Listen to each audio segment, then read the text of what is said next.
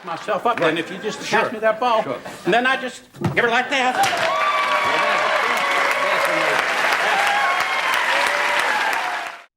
Tim Conway did not just visit Johnny Carson. He came back 27 times, from 1977 to 1992. And that almost never happened unless America wanted you back. Every appearance carried a new kind of disaster. A restroom trap, a tiny sports legend, a backwards preacher, a cough, a stare, a pause that could break Carson completely. And now, sadly, television rarely gives us nights like that anymore. So tonight, we're counting down Tim Conway's funniest Carson moments. 1. Tim Conway turns Carson's show into his playground. By 1985, Tim Conway had already terrorized live television for years. Tonight, Carson's desk was about to lose all authority. Not late. Detained. He's here. He's here. Can we get a camera loose backstage? What? Sure, go ahead. All right, Bobby. I'll show you where he is. If Kevin is not kidding me, come with me and we'll go check. I'll be just back in a second. Are you sure? Stay there. No, stay here. Okay. You sure? Yes. All right. Well, only Conway would do this. Carson had protected this ritual since 1962. Introduce, applause, handshake, couch. Tim broke it before entering. Now watch where Carson finds him.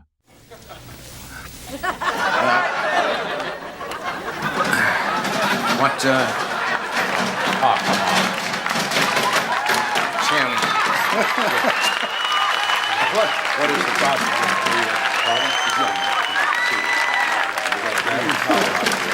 How did you get the tie caught in there? It seemed to have rolled up into there. Don't worry about it. Look, I introduced you. I introduced you about half an hour ago. Well, I'm not there, am I? No. Well, as soon as I get this out, I'll be there. All right, does that bother you? How did This is pure Conway. No panic, no apology. Just a stupid emergency treated like federal business. Now he tries hijacking the interview itself. Here, could you possibly... Why can't you? Can I cut it? Is that big a show? Huh? Yeah. Can I cut it off? Cut it. The kids gave me this tie. You gonna cut a kid's tie like this? No, I wouldn't want to do that. Got about $4 tied up in this. You know, just because you're big bucks, you know, I like to hang on to family. More towels things like are this. coming out here. I understand that. Okay, I'll be with you in a minute. Look. Is there anything wrong with doing the show in here? No, we've died before, both of us. I understand. In places Yeah. like that. You'll just be great for Marilyn Horne, who's going to sing later because your voice right. sounds She's got good. Marilyn Horne was actually booked that night. Tim just dragged an opera legend into a toilet joke. Carson's only escape is commercial break. What a group, huh? You're a silly person. Yeah, sorry about being late. I really am. I hope I didn't hold you up. You know, I didn't know. Did you know they were going to do sound effects? No, I didn't. And some pretty authentic ones, too. Yes, they certainly were. Yeah. Let me Gee, help you. Let me help you. Oh, yeah, I'm kind of fortunate I didn't get it in the toilet. It would have been...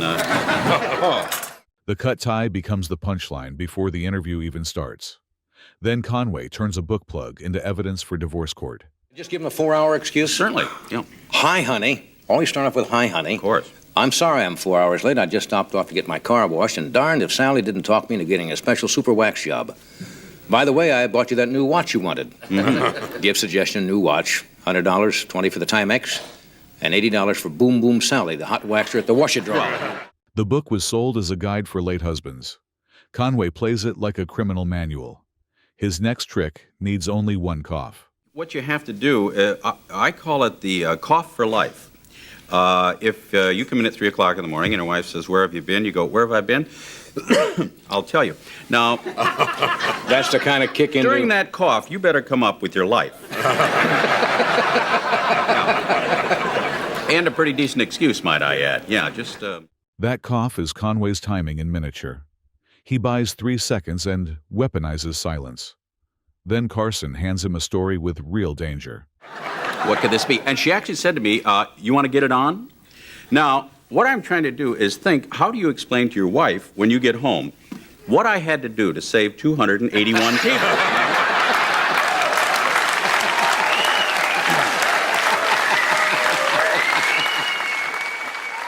That is why Conway shattered Carson.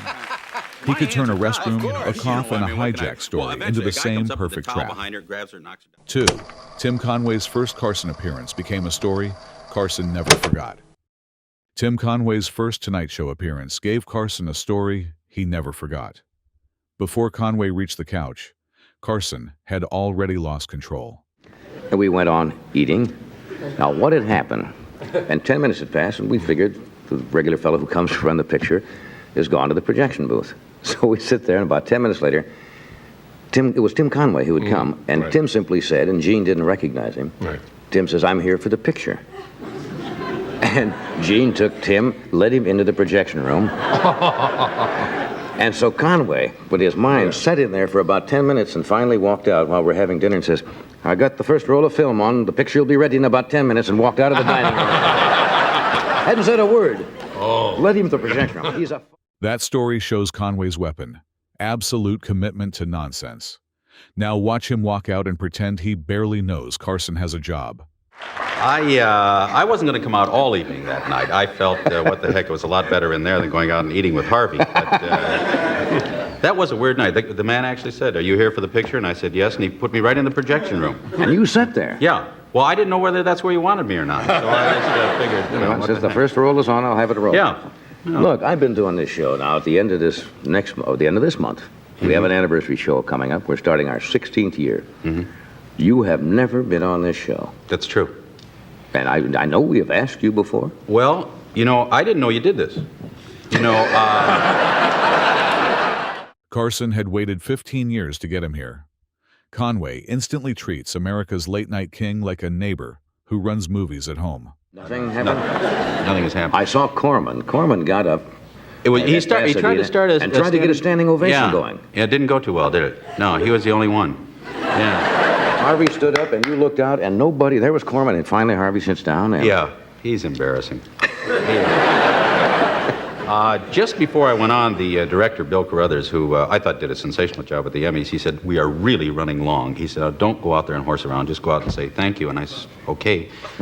They didn't realize they were talking to the wrong fellow, I guess. Yes. And I just happened to have that telegram with me, and so I thought I'd kind of read it because I thought it was important. Tim had just won an Emmy. Harvey Korman tried turning it into a royal moment, then became the only man standing. A friend, Ernie Anderson, that I've known for about 16 or 17 years from Cleveland, and that was his telephone number I gave. Yeah, because he said, "Mention me if you win," so I thought that would be the best way. That was the real number? Yeah, real number.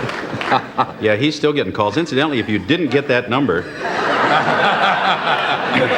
it is you want to give Ernie a call and... Is that where you're from originally? I'm from Chagrin Falls. The Emmy stage demanded gratitude and grace. Conway brought a real phone number instead. Now he takes that same sabotage back to Ohio. Because everybody really cared about you. It was a very small town. When you say small, I come from yeah. small Midwestern towns. Yeah. 1,200, 2,000, 6,000. This was, at the time I was there, I think it was less than 1,100. Yeah. You know the old gag about they had a parade and everybody was in it. But I went back one year for a parade, and it was a cherry blossom thing, and really everybody was in the parade, and it just went down the street, waving at sidewalks. And there's nobody there. Yeah, everybody was in back, yeah. They were kind of excited that year, yeah. Chagrin Falls. Yep. It's an old Indian town. Now, this is what they believe on how that town got its name. Chagrin Falls was Tim's small-town origin story. He turns it into a parade with no audience.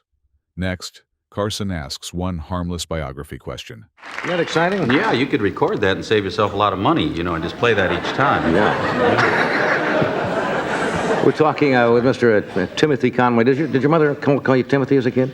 Well, my real name is Betty, which we had some problems with when I came out here. But, no, I guess my real given name is Thomas. Thomas? It's really Thomas. My mother's Romanian. And, She never quite got the hang she of couldn't it. say it. I see, Thomas. Yeah, no. So, it's Thomas Daniel Conway. But was another actor called Tom Conway. So I had to change That's my right. name. Yeah. Young fellow with a mustache, good-looking, thin George guy, Saunders' Tom brother. Conway. Yeah. And I was getting a lot of his bills, so he changed my name. Even Tim's stage name comes with a trapdoor. Carson asks about Timothy, and Conway drags the conversation into mistaken bills. And he had a big beak on that. In order to talk, he had to pull it open like this. And I was dressed as an Avon lady. And I had on a dress and the wig and the pearls and everything, and and the pantyhose and everything.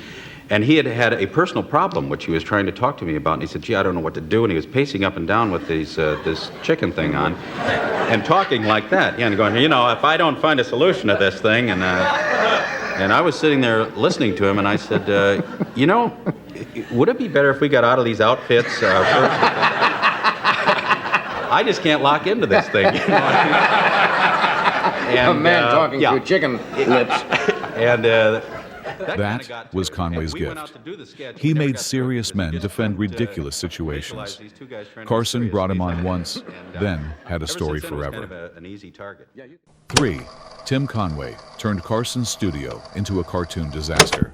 Oh, you're special. When you dance well. I didn't realize that. You danced extremely well. You know what that was, don't you? No. It was a guy with a mask of me on. Come on now. I would swear, really. What are you talking But we never revealed the fact that it was. And everybody thought it was me. Hold it now. No, really. They made a rubber mask, and that was a guy dancing his head off. I only did the close shot where I went, hi, how you doing? And they went, why? Are you putting me on? No. And everybody thought it was me. I'm sitting here like a dummy. That's what I said. Saying, you know, I believed it was me. well, it shows you can take the boy out of the country, but yeah, I want that, and you're actually doing great believe- things, yeah. and I looked at it and I said, Yeah. Conway doesn't, I've never seen him dance I actually like believed that. it was me, too. Yeah. And it was just you in the close-ups? That's right. Did anybody know? That is Tim Conway's entire weapon. Make television lie with a straight face.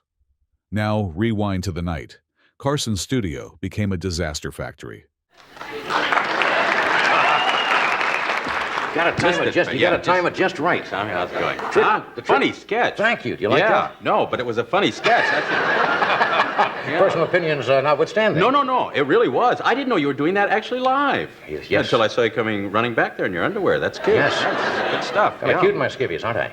Very nice, yes. You've heard me talking about those changes. You've gone through a lot of those over the years, and it does get hysterical back there. I was playing Vegas one time, and I was supposed to come out in a different outfit and had 30 seconds to do it in, and there were 2 girls who were changing me, which was great.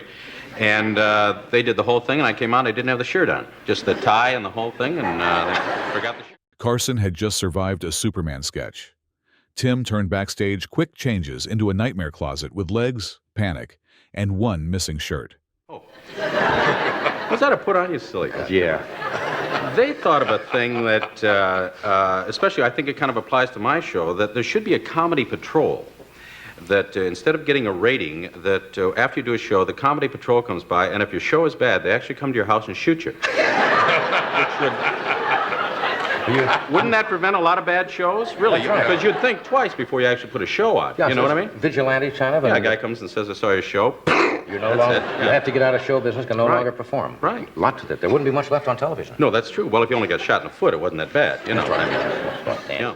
Tim was plugging his own CBS special. So naturally, he invented a death squad for bad comedy. Now his family enters the blast zone.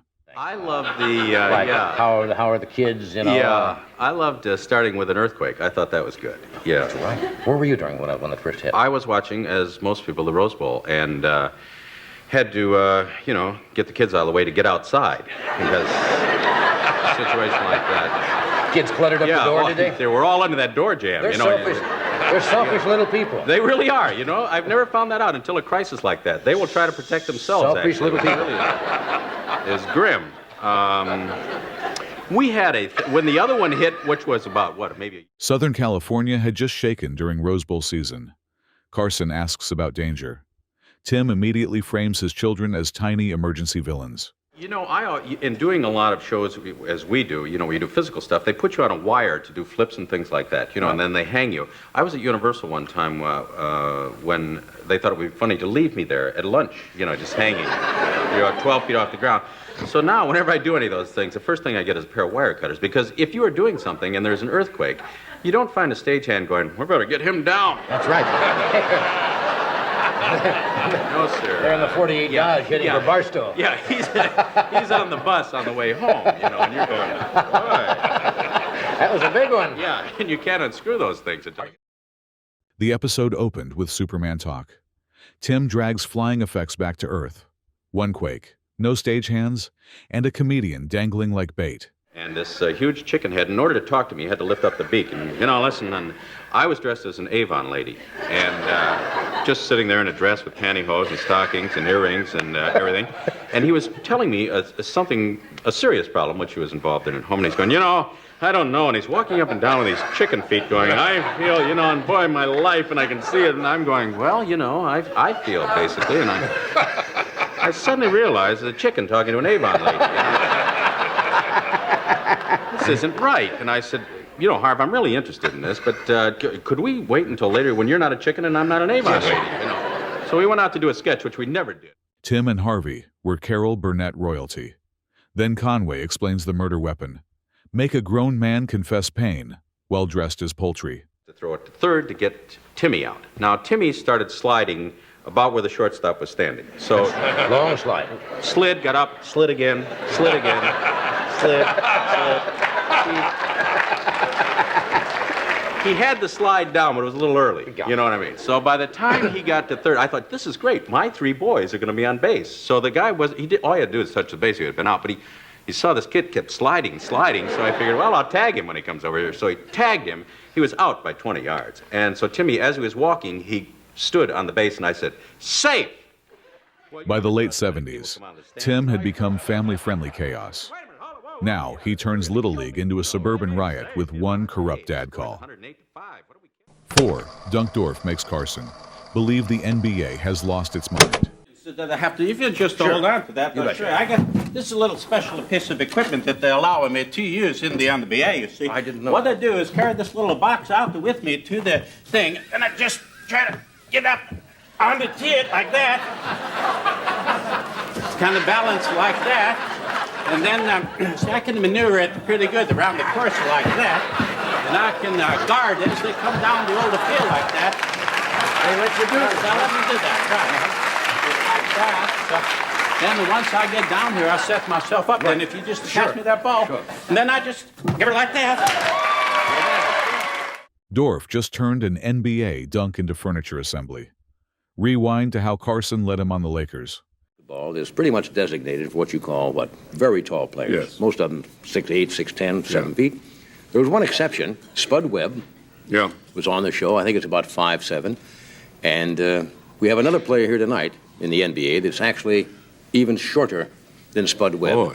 And we've asked him to come to the show tonight to talk to him and see the kind of problems that a short basketball player has to contend with. So here from the Los Angeles Lakers is our outstanding forward, Dunk Dorf. Carson sells the lie like a real sports booking. Now, Dorf explains his impossible road to the NBA. I think the question that must be on everybody's mind, and certainly on mine, how did you ever select basketball as a profession? Well, Johnny, I actually didn't start as a basketball player. Basically, I was a cheerleader for the Lakers. I didn't know that. That's right. I'm probably most famous for starting that cheer, swing him to the left, swing him to the right, sit down, stand up, fight, fight, fight. You probably remember that one. I don't remember seeing that at all. Don't remember at the game you said, well, it used to go like this. You swing him to the left, swing him to the right, sit down, stand up. He enters the NBA through cheerleading. Next, he destroys the Lakers spelling chant with perfect confidence. Lakers, right? Yeah. Lakers. Yeah, I also started the Lakers spell out the letter thing. That was the old chant, the locomotive used to give it that one. You remember that one? That was give me an L. Give me an A. Give me a K. Give me an E. Give me an R. Well, give me an S. Okay. Hey, Lakers. Okay, that was good stuff. Okay, I do remember that. Dorf cannot spell Lakers, yet sells legacy. Now watch his scoring strategy get beautifully stupid. I read where you scored about 20 points a game. That's right. That's amazing. How can you possibly score 20 points a game? Basically, most of my points are scored from the foul line. John, what I do is I wait until the other team gets the ball. Right. Then I just run down to the other end. Then I set up my position like this. Right. And then they just run into me, bang, like this. And then I pretty much...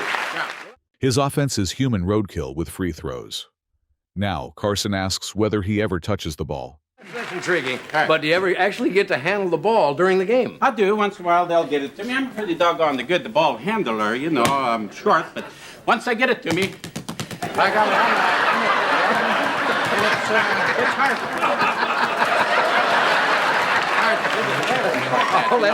That's amazing. Amazing. Thank you very much. The ball handling somehow works.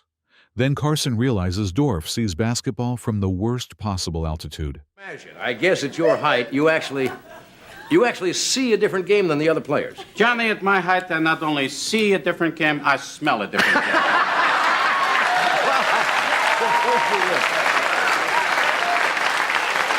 Well, I don't understand what you mean. Well, I'm dealing mostly in shoes and socks. Oh, yeah, I see what I mean. See, so, beginning of the season, it's not too bad. But as that season goes on, we're talking a waffle, you know? By the time I get to the finals, I can take the enamel right off your breath. teeth. Like that, right, sir. Now, here's something I really don't understand at all. At that height, the NBA becomes a sock tornado. Now, Dorf reveals how he actually reaches the rim. That's absolutely me. Right. Dunk, I thank you for being here, and give me a high five. Can you give me a high five? I can't give you a high, I can give you a low one, my brother. Dunk Dorf, ladies and gentlemen. One of the finest, unbearable players. Dorf wins because every basketball rule bends downward. Carson survives the interview barely taller than the joke. His alter ego has a video. 5. Tim Conway escapes Dorf, then blames Carson for the damage. After that low 5, Carson finally gets Tim Conway back in human form. Now the real man explains who created the monster. Well, wise guy, you said do a basketball player, remember? We were at Harvey's birthday party, and you're the one who said that I think this will work, so it's all your fault. Well, you came on here one night, you did a weightlifter as Mr. Dorf. Right. And then you did a jockey. Right. An elf. An elf. This has become my life. Yeah. Yes. And we were at Harvey Korman's birthday party, and I said, you know, I think it might be funny if you come in and play A basketball player in the NBA. Well, see how wrong you were. Well, I thought it was What do you know about comedy? I don't know. By 1987, Dorf had already escaped sketch territory. Carson's couch had helped turn one tiny sports idiot into a franchise. I guess I had a show of my own, and Harvey did it with me one time when it was a takeoff on Fantasy Island, and I was boss the plane. And from that, then this golf thing that we did, I went out and buried myself all over a golf course, which was a lot of fun. Actually, the tractors were running over me and everything. It was a wonderful time. But you actually had to go out and dig little... Yeah, dig little holes. Now, the golf course did not know that, you see. We just said we're coming out to shoot a little thing, and then we dug holes in the golf. They're still out there on the green going, boy, I don't know. Dorf on Golf hit VHS that year. Tim's production method sounds simple. Ruin a golf course, then act surprised. As you mentioned, last time we saw each other was at Harvey Korman's birthday party. I guess he'd be 60 years old. It was announced publicly, very traumatic. So we can, traumatic for him. Yeah, and you've known him for a long time, longer than I have. Right, and it was a beautiful party, as you know. All his friends were there, which were 11, wasn't it, that we had actually counted? No, he invited... A lot of relatives. I guess a friend a year or something like that. So there were, a lot of relatives, as I recall. 60 people there, and it was a marvelous party. He spent a lot of money on it. I was really surprised to know that Sears made wine, but I feel...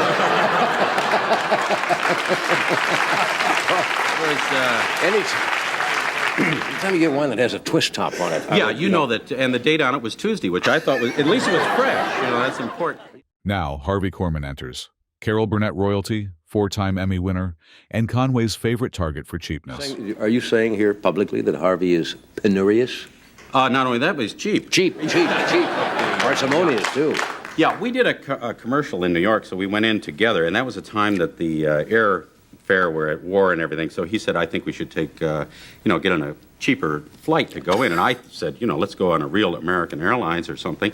And he said no, that he felt that we could. So we went Econoline.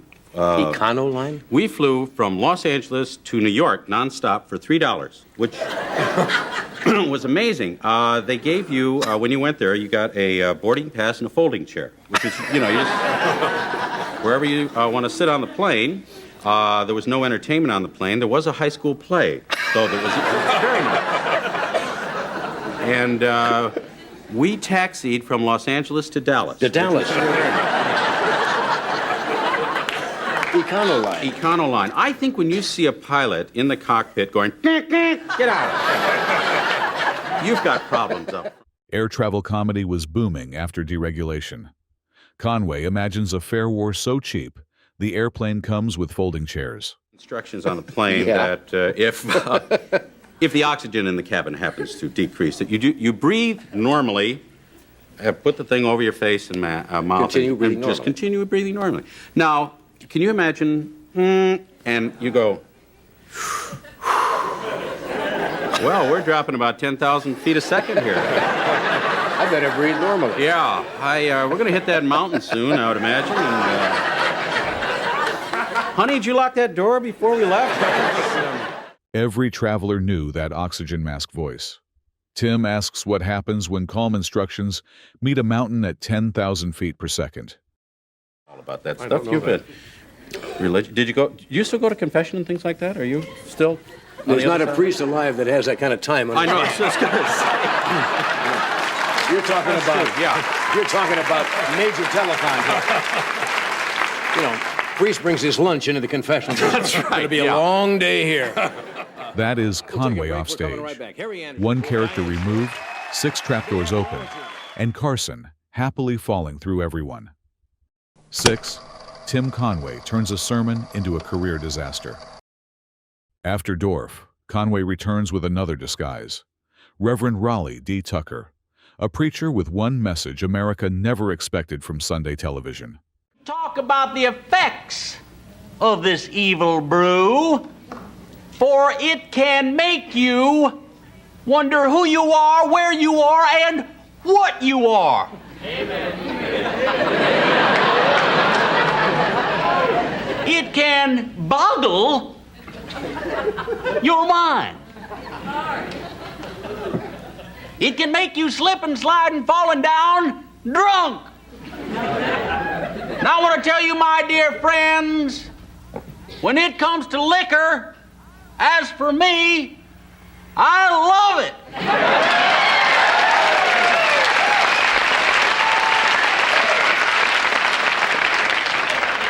If you haven't tried it, I advise you to stop at your local tavern and pick yourself up a jug. Nowadays, all you hear is, if you eat this, it'll kill you. If you drink this, it'll kill you. If you smoke this, it'll kill you. Carson later calls this a blend of famous TV preachers. Conway takes that holy cadence and steers it straight into a bar. To the wife, do you often say to yourself, I can't face that pig again?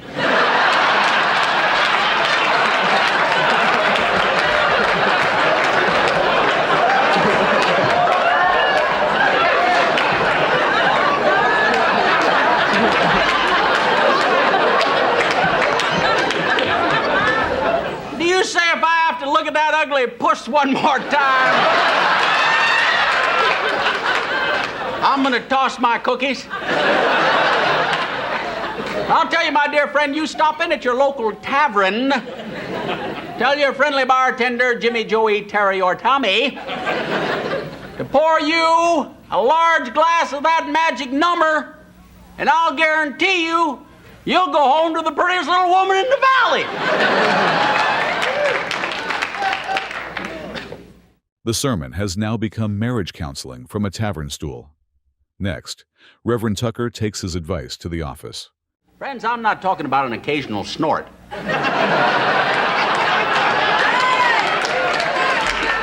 I am talking about doing some heavy elbow bending. I'm talking about getting yourself a pint in a paper bag. When the morning comes before you go to work, I'm talking about tipping that bottle back until it bubbles. Have yourself a few snorts, and when the boss says, "How you doing?"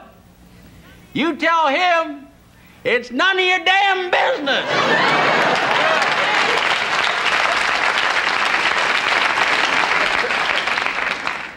This is workplace fantasy disguised as spiritual guidance. Every tired employee gets one forbidden answer, blessed by the worst preacher alive. I saw my chance to help this man.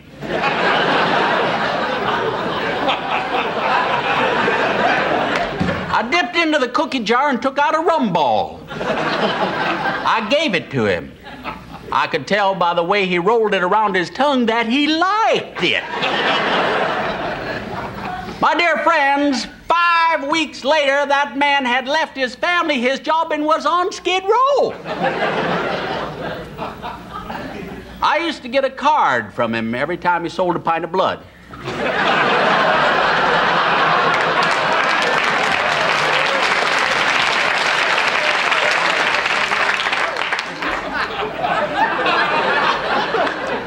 It was unsigned, but I know it was from Ed because it merely said, "It don't matter." Ed McMahon was Carson's family on television. Conway drags the safest man in late night into one rumball collapse. We got something in common. You starting your show, which is a half hour shorter than it has been, and we started this week with the hour show. Mine was cut from an hour to a half, yeah. They're talking now, maybe next year if we go on, to going to 15 minutes. 15 minutes? And third year, we're talking about being a news break, just a minute. His CBS show really did return shorter. Conway promotes it by imagining television slowly deleting him in public. You've got to have confidence You in know, this I was business. on a show that's in the Guinness Book of Records as the shortest show ever on television. What's that? Turn On was on. It was on 13 minutes. They actually took it off in Cleveland. It was the first time. I remember yeah. that. It was on like a Friday turn on. It was George Slaughter's show. It was way early. It was like an early laugh-in, but too early. You know, Really it's like wild. if you put on Saturday Night Live 10 years ago, that'd have killed you. But it came on really early. The premiere party was out here in California, and it was on in New York, and it was canceled in New York and Cleveland. As it was coming across the country, they were They canceled it. chopping it Each right. time zone canceled it. By the time they got out here, it had been canceled, so the premiere party was kind of the cancellation party, too, which was very inexpensive that way. I've had shows that have been canceled. You never hear it from the network, strangely enough. No. Somebody will come up to you in the hall, one of the, maybe the pages or some An guy. electrician Or an usually will electrician tell will say, you, yeah. gee, I'm sorry about your show. Yeah, and you, what? And you say, what do you mean? He says, well, you've been canceled. Yeah, I had a guy come down. Conway came from Carol Burnett's sketch royalty. Then he advertises his new show by predicting its funeral date. And with rats. Yeah, but it's still with yourself. That goes with it. I Yeah. meant that, of course. Are you good at doing things around Yes, the sir. house? Yeah, I mean, well, cook and, well, there isn't that much to vacuum. There is, it's a dirt floor, so you really... just pile it up, rearrange the dirt, I suppose. Sure, just kind of, hustle it around there a little bit. Who does the cooking for you? I do the cooking. Oh, yeah. Don't you have a housekeeper? Or? There's not room really in there for a housekeeper. I didn't know. A very small area. I didn't know it was Yeah. that small, I thought. Yeah. It's in back of a big house, though. I mean, it's not like it's in a very nice neighborhood. Yeah. And I have use of the pool and everything, so yeah. And the gas station, for the plumbing and everything. So it's a good idea for a guy. That 47 is to Tim actually Conway change his without a career. costume. Broke, doomed, overqualified, and somehow still turning failure into the funniest room in America. Beside the wildest doctor Carson ever had. Tim, do you have anything wrong with your kids at home? Oh, I'm sorry. Just doing it. Yeah, I'm doing some research on. wondering if you had an opinion on it. I'm doing some research on people that end up as they have. That people like this are more likely to have been very ticklish as little children. Were you ticklish? Were you ticklish? No. Only developed lately. It means that Why? Do you mean those of us who are a little, ticklish, yes, crazy were are ticklish? more likely to be sensitive? It's just a little rule. And you notice the stethoscope, and we can't feel the. Wait a stomach minute, and Richie's going to do the doing famous trick with a handkerchief. Below the Oh, nose. excuse me, I thought Yeah. you were going to do that famous magic trick that you do at parties, but I guess not. I have Just blew his nose, that's it. my work. That is the danger of sitting beside Dr. Lyndon Smith. Tim Conway barely answers, and somehow becomes a medical exhibit. Lord Trimmingham said, the lady is never wrong. Now, I've found that, my wife has been telling me that for years, Right. but if you don't see it in print, why, you usually don't get that message. Now, when a woman brings her child in the office and said, he's sick, he's sick, and you keep looking until you find he's sick, or you make him sick or something, but because the kid is sick.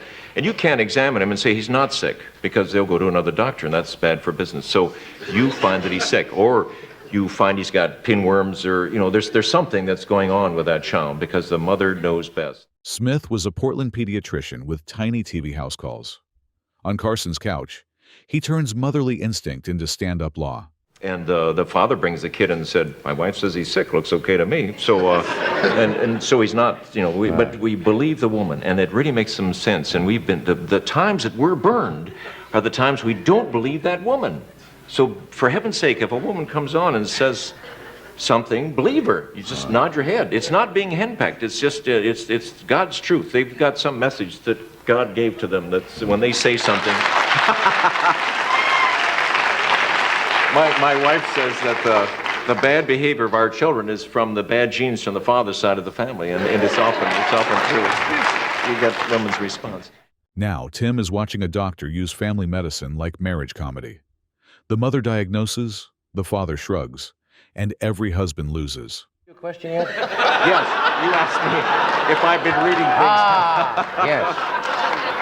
Oh, okay. I interrupted you. No, you didn't interrupt me at all. I just, hello, doctor, and you were on Western Airlines with Lord Trimmingham or somebody. So you did get it. Did you listen? Lord Trimmingham. Oh, yes, of course, I did not. Carson usually controlled runaway guests with one raised eyebrow. Smith talks so fast, even Johnny has to pull the emergency brake. He's going to tell you some of them. The best cough syrup was that gin, lemon juice, and honey. Lemon juice, and honey.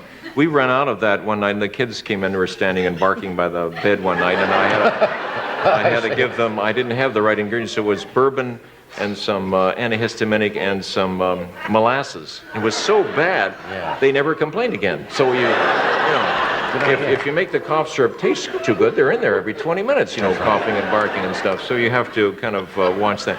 But it does. Every family had a home cough remedy. Smith turns his into a punishment drink, so awful the children choose silence. If we haven't gone too far past the flu, I could go back to that. Sure. Because there are some people who You can go back to Sir Firmingham if you want to, Trimmingham. Back up. But some people do respond to vitamin C, and it might be worthwhile to take enough. Vitamin C? Yes. Can you take too much of it? Oh, sure. Your body will respond. I had a woman tell me that it didn't work. Her child kept throwing it up as fast as she was getting it down, but she was doing something for the child. And that's important, too, that you feel that you can't just sit there and see your child get sick. But there is a point. If your child has pneumonia and it's blue and it has 105, well, you're not going to sit around and give it vitamin C. You might, but do it on the way to the doctor. There's sort of a limit to this health thing. Tim Conway came in as the comedian. Dr. Smith leaves with the room, the rhythm, and one of Carson's strangest medical appointments. From Dorf's impossible basketball career to Reverend Tucker's upside-down sermon, from failed television shows to medical chaos on Carson's couch, Tim Conway proved one thing again and again. Comedy did not need volume. It needed patience, timing, and the courage to let nonsense breathe. Carson gave him the room, and Conway filled it with disaster. If you enjoyed these classic Carson moments, subscribe and tell us your favorite Tim Conway bit in the comments.